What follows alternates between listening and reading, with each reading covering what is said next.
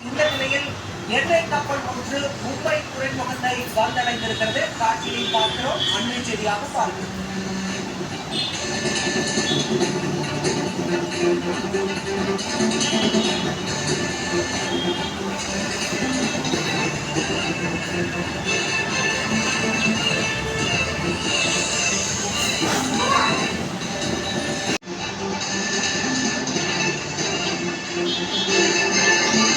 எண்ணெய் கப்பல் ஒன்று மும்பை வந்தடைந்திருக்கிறது. வளைகுடா நாட்டிலிருந்து இந்த எண்ணெய் கப்பல் வந்தடைந்திருப்பதாக தகவல் வெளியாகியிருக்கிறது. அண்மை செய்தியாக பார்க்கின்றோம்.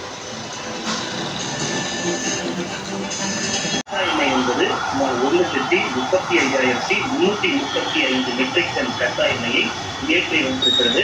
இந்த கப்பல் இந்தியாவிற்கு சொந்தமான கப்பல் அல்ல, நைஜீரிய நாட்டு கப்பல். ஆனால் இதில் ஏற்றி வந்த கச்சா எண்ணெய் என்பது இந்தியாவிற்கு தேவையான கச்சா எண்ணெய் ஏற்றி வந்திருக்கிறது.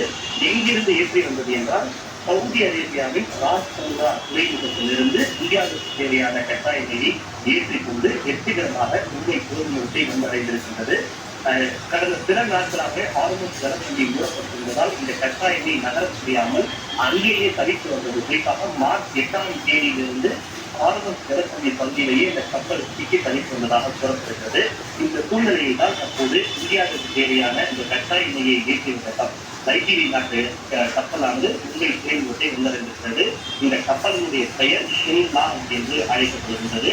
இதன் மூலம் இந்தியாவில் தற்போது கச்சா எண்ணெய்க்கு கட்டுப்பாடு ஏற்படுமோ என்ற ஒரு அச்சம் ஏற்படக்கூடிய சூழ்நிலையில் அதன் பாதுகாப்பை உறுதி செய்வதில் ஒரு முக்கியமான நடவடிக்கையாக இருக்கும் என்று எதிர்பார்க்கப்படுகிறது. இது அனுமதிப்பதற்கு ஈரான் அனுமதி என்பதை வழங்கியிருந்த நிலையில் இந்த கப்பல் என்பது மும்பை துறைமுகத்திற்கு வந்தடைந்திருக்கிறது.